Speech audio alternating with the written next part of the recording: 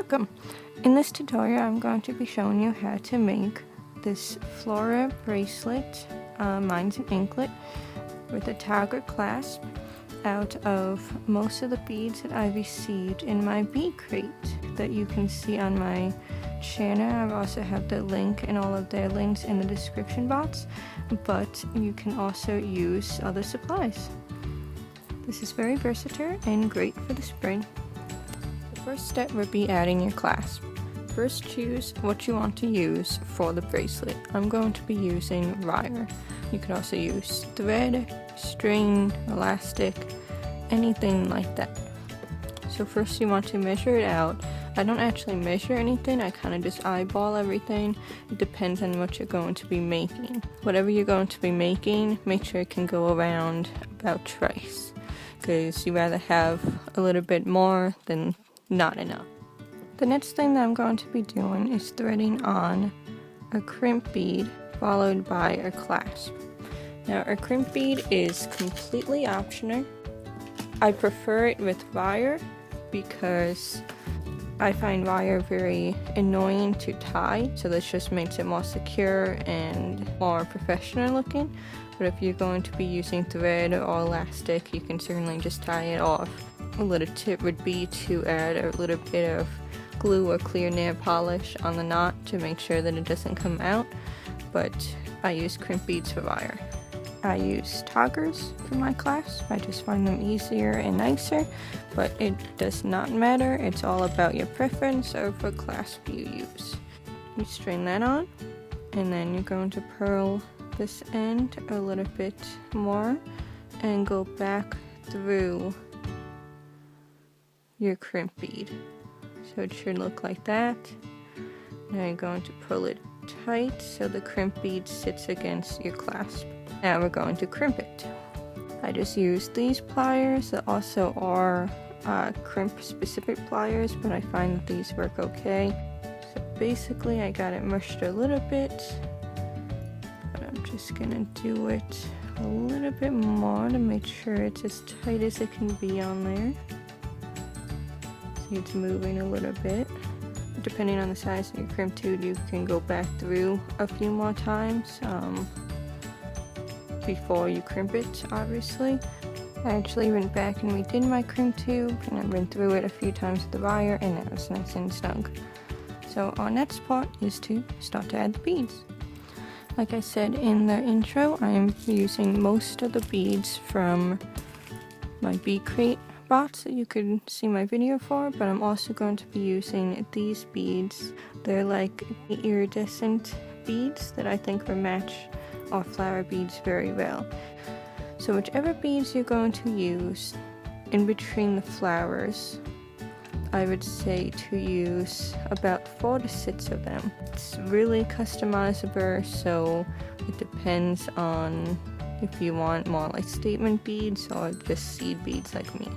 Now just because I'm using the ones from Beadcrate doesn't mean that you have to be left out. You can certainly find things like these in stores online. I'm going to start about there. Maybe a few more just for the beginning, but I would probably keep 4 to 6 in between the flower. I normally do a little more on the beginning and on the end because that's going to be on the back of your ankle or wrist, so or neck, I suppose, so you don't need to waste any of your more expensive like strung beads on putting a statement back there. Next, I would be taking the strand of leaves that came in my Beadcrate. If you can't find leaf beads like this rather than just charms in your local craft store, you can try online, or if you're handy with clay, you can make some out of clay. Or you can choose to just not use this part of my bracelet. So first I'm going to string this one with the point of the leaf facing the tiger. So if you have a leaf bead, it should look like this at this point. Next I would be using this strand from them. Going to thread on one. And now for the main event. This is going to be our main piece. This is an iridescent flower bead. Whatever flower bead you use, make sure if you're going to make this bracelet that the hole goes through the flower like this rather than through the base of it. Okay, so we're going to take one of these at the moment, and we're going to thread it with the base, thread it at the base. So it's going to look like this. Now I'm going to try out these from the box, but if this size does not work, or if I do not like the color with this current specific bracelet, then I have other options to try. Okay, so that bead works for me. You can choose whichever one works best for you. It could be a little bit smaller, a little bit bigger, different colors. You could also alternate between your different statements. But now what we're going to do, I threaded on one of those beads. So now it's sitting on top of that flower bead, this bead, the leaves, and then that. So now what we're going to do is move that bead that we just threaded a little bit down the opposite way. Take our string, wire, whatever. You're going to go through your flower piece and then through that flat over one, not the leaf. We're going to stop at the leaf. We're not going through the leaf. So now should be coming out of those two. And now you're going to slide those down a little bit so it all sits nice and snug. And we're going to pull on our wire, string, whatever you chose to use. So now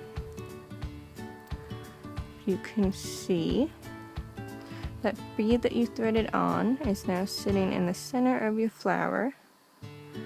Now this is necessary if you want your flower to be standing up like this.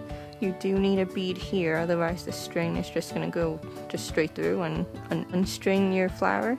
But you can choose to make it very small so you can barely notice it, or a little bit bigger if you want to take up the entire thing. Basically, it just can't be smaller than the whole of your flower. So now this flat piece ends up looking like almost like a piece before the stem and the leaves. Now you got one leaf facing this way, and we're going to strand on one leaf facing this way now. And now you got this. Luckily my leaves are double-sided, so it's etched on this side and on this side, so it doesn't matter if they flop around a little bit. So now you have this, and then you have to thread on a few more of your seed beads or strung bead, whatever you used in the beginning. So just to break them up, or if you have enough, you could choose to just start again with a leaf facing this way, like how this one is, and then just start the statement again. But now that you know how to do this, the statement of the bracelet, necklace, anklet, whatever you choose, you have the power to choose however you'd like to customize it. You could also have stopped and not done the leaves. You could have just stopped right here at this part and then tied it up without doing any of this at all. Just tied it up and glued it onto a dust plug for a phone to make a charm, or a ring base to make a ring. The freedom is yours now. So this is now long enough for my anchor. Now I only did the 6 beads at the end, just like I did in the middle, in between each flower, rather than the 10 that I did on this end. Again, it's not gonna be that noticeable. I'd rather have it fit better than have it exactly symmetrical. If somebody counts while I walk, I'm going to be very impressed. So I'd rather it fit more snugly than be too big just to have the 4 more beads. So now we're going to finish it the same way that we started it. Going to take your crimp bead. We got the clasp. Go back through. Now getting this completely tight is definitely a talent. Thanks for watching. I hope you enjoyed this tutorial. If you're interested in following me on social media, you can follow the links to Crafty Amino, Pinterest, Instagram, and I just made a Twitter.